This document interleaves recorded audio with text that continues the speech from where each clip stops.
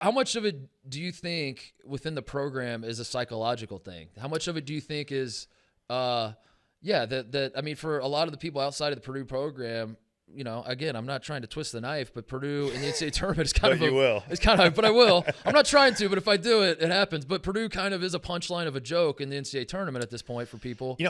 Is that something that bleeds in the locker room? I don't know if it's psychological, but I'm guessing that they will feel some pressure this March. Now, they're going to have a really good team, and I have to think that experience can be beneficial, but yeah, that's going to be the elephant in the room. And the sad thing is, for this year's team, and honestly for last year's team, that team was picked probably 6th or 7th in the Big Ten by the media panel or whatever that they have at the start of the year.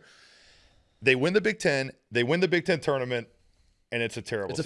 It's a failure of a season. It's a failure, and that's a credit to Matt Painter for the job that he's done in kind of building this thing. But that would be the case this year too.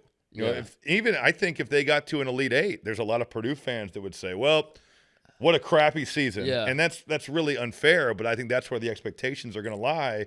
And we'll see throughout the year how do they handle that. But is that something that you felt when you were at Purdue, this idea that it's been X number of years? It hadn't been that long. They were in the Elite Eight in 2000 with Brian Cardinal and those guys. So 1980 is a long time from there because our best team or our best chance I thought was in that 09-10 season.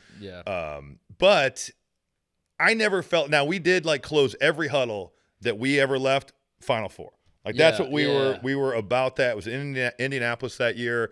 But I didn't think we felt pressure in that regard. Now, we also hadn't got to the NCAA tournament, but I got hurt in February. So that's when you got to make hay, and that's when the pressure is at its most. So, but I never felt that with our teams.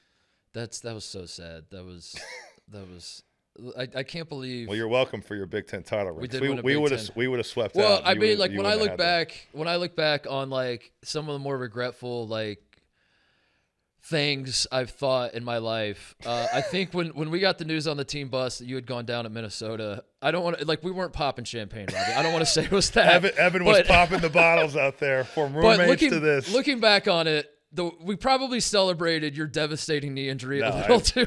I understand. You wanted to win. We wanted to win a Big Ten championship. It really means something. And I think even with conference expansion, I hope it will still mean something, because when you look at teams that have won the league, think about how many really, really good players did not win the Big Ten. Yeah. No. And I put a ton of stock into that. And I think that at times fans have lost track of that, and I hope that expansion does not take that away, because UCLA and USC and Oregon and Washington have been playing in the Pac-12 for all these years. Does it mean anything for them to win the Big Ten? It should, because the gauntlet is going to be insane.